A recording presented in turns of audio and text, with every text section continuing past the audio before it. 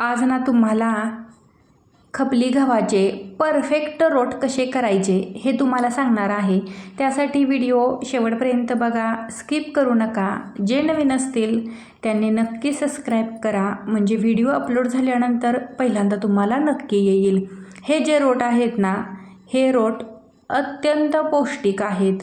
लहान मुलांच्यासाठी, वयस्कर व्यक्तींच्यासाठी कोणीही खाल्ले ना तरीसुद्धा अजिबात त्याचा साईड इफेक्ट होत नाही कुठल्याही प्रकारे। आणि सकाळी जर तुम्ही दुधासोबत अगदी एक जरी रोट खाल्ला ना तरी बास आहे, म्हणजे वेगळा काही नाश्ता करायची गरज नाही, इतके हे पौष्टिक रोट होतात। तर त्यासाठी ना साखरेचा वापर न करता गुळाचा वापर करावा। बऱ्याच ठिकाणी साखरेचा वापर करतात, पण रोटसाठी गूळच चांगला।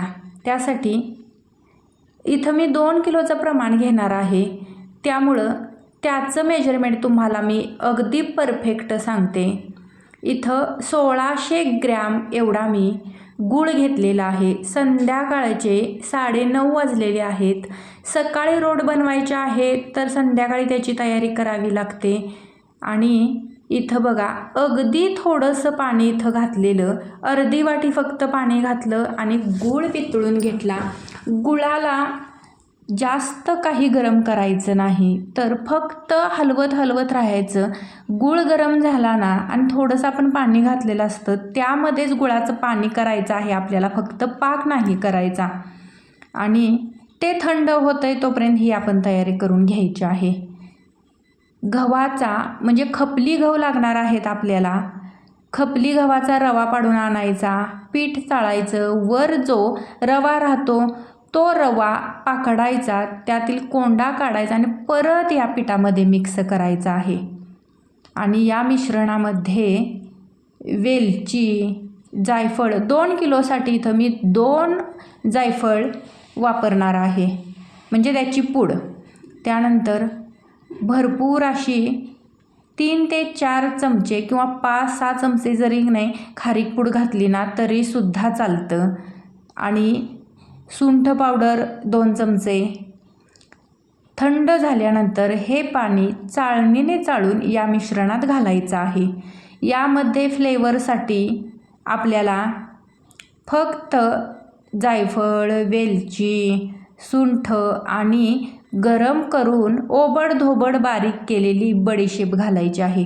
याच्या व्यतिरिक्त यामध्ये, आणि जायफळ घालायचं आहे, याच्या व्यतिरिक्त यामध्ये आपण कुठलाही रेडीमेड इसेन्स घालणार नाही। आणि 2 किलोसाठी आपल्याला 150 ग्रॅम एवढा खवा लागणार आहे। खव्यामुळं रोटला टेस्ट एकदम भारी येते। दूध वाटीभर घ्यायचं, त्यामध्ये खवा मिक्स करायचा, म्हणजे फोडून घ्यायचा आणि मग यामध्ये घालायचा, म्हणजे पिठामध्ये एकसारखा सगळ्या साईडला हा खवा चांगला मिक्स होतो। यासाठी भरपूर साहित्य लागतं, पण रोट अगदी जबरदस्त तयार होतात। आता या रोटची रेसिपी तुम्हाला जर माहिती असेल तर कमेंटमध्ये मला नक्की सांगा। आणि ज्या पद्धतीनं मी रोट बनवते ना, यामध्ये आणखी तुमच्या म्हणण्याप्रमाणे मी काय ॲड करायला पाहिजे हे सुद्धा मला सांगा। आणि आता इथं आपल्याला तूप लागणार आहे। बिस्किटाला कसं तूप जास्तच लागतं, यामध्ये थोडं प्रमाण 2 किलोसाठी कमी लागतं। हे सगळं मिश्रण एकत्र करून घ्यायचं आणि त्यानंतर यामध्ये 500 मिली एवढं तूप घालून घ्यायचं आहे। आता हे जे तूप आहे ना, हे तूप, दूध आणि गूळ यामध्येच हे पीठ चांगलं मुरलं पाहिजे, म्हणजे गरा यातला, म्हणजे आमच्याकडं गरा म्हणतात रव्याला, तर रवा असा चांगला फुलतो आणि त्यामुळं रोटला टेस्ट अगदी नॅचरल अशी टेस्ट याला येते। आता हे मिश्रण सगळं एकत्र करून घ्यायचं आहे आणि हे पीठ काही जास्त आता मळून घ्यायची गरज नाही, फक्त हे पीठ मिश्रणामध्ये सगळ्या एकजीव करून घ्यायचं आहे आपल्याला। यामध्ये पाण्याचा वापर अजिबात करायचा नाही, दुधाचाच वापर करायचा आहे. 1 लिटर 2 किलोसाठी दूध लागतं. आता हे जे रोट आहेत ना, हे बाजारामध्ये रव्याचे मिळतात आणि गव्हाचे जरी रोट असले ना, तरी खपली गव्हाचे रोट नसतात ते, तर ते आपल्या साध्या गव्हाचे रोट असतात. खरं तर खपली गव्हापासूनच रोट बनवले जातात. आता इथं बघा हे पीठ असं हे रात्रभर झाकून ठेवलं आणि सकाळी उठून बघा त्यामध्ये जायफळ घालायचं राहिलेलं होतं.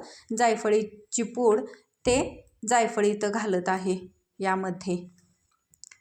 सकाळी आपल्याला आता हे जे पीठ आहे ना, हे परत मर्दून घ्यायचं आहे आणि जेवढं यामध्ये दूध लागतं ना घालायला, तेवढं घालायचं. मऊ पीठ मळायचं आहे, पण एकदमही जास्त मऊ मळायचं नाही, जास्त घट्टसुद्धा मळायचं नाही. तर 1 लिटरमधलंच दूध अर्धा लिटर यामध्ये संध्याकाळी घालायचं आहे आणि सकाळी अर्धा लिटर शिल्लक ठेवायचं आहे. यामध्ये ही एवढी भरपूर ड्रायफ्रूट पूड घातलेली आहे. शेंगदाण्याच्या कुटासारखं बारीक करून घातलं तरीही चालतं किंवा मोठं मोठं घातलं तरीही चालतं, पण मला नेहमीची सवय आहे शेंगदाण्याच्या कुटासारखंच करून यामध्ये ड्रायफ्रूट घालायचे, तर त्या पद्धतीनंच मी घातलेले आहेत. ड्रायफ्रूटमध्ये जे आपल्याला आवडतं ते आपण यामध्ये ॲड करू शकतो. आता इथं मी काजू, बदाम एवढंच घेतलेलं आहे आणि खारीक पूड आपण यामध्ये ॲड केलेली आहे. आता खारीक जी आहे ना, ती थोडी मोठी मोठी घातली तरीसुद्धा चालतं, पण माझी जी सवय आहे ना, तर त्या पद्धतीनंच मी बारीक पूडच यामध्ये घालते नेहमी.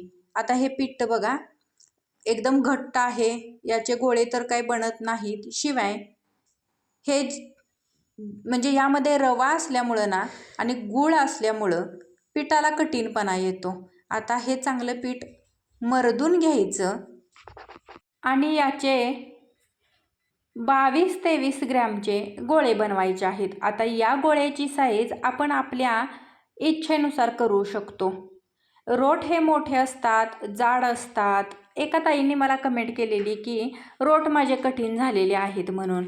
तुम्हाला सांगू का, रोट हे खुसखुशीत नसतातच, थोडे कठीण असतात. मध्ये फक्त गादीसारखं थोडंसं मऊ रोट असतात. रोट अजिबात खुसखुशीत नसतात, मग तो बिस्किटचा प्रकार होणार. आणि यामध्ये आपण कुठल्याही पावडरीचा वापर करत नाही. खसखस, खोबरं याला वरून लावून घ्यायचं. लावत्या वेळेस थोडंसं प्रेस करायचं आणि तसंच ठेवायचं. याला वाटीनं प्रेस करायची गरज नाही. 145 ओव्हनचं टेम्परेचर ठेवायचं आहे. 145ला घालायचं आणि 45ला काढायचं. 20 मिनटं फक्त याला बेक करावं लागतं. तुम्हाला जर घर बसल्या हे ऑर्डर रोट करायचे असतील तर दिलेल्या व्हॉट्सअप क्रमांकाला हाय करा. वेगवेगळ्या सगळ्या बिस्किटाचे रेट तुम्हाला मिळतील आणि त्याच्यावरती तुम्ही बुकिंग करू शकता. ओन्ली व्हॉट्सअप आहे, कॅश ऑन डिलिव्हरी नाही. ऑल महाराष्ट्र फ्री सर्व्हिस आहे. ज्यांनी पेमेंट केलेलं आहे ना, त्यांचीच ऑर्डर ही गृहीत धरली जाणार आहे.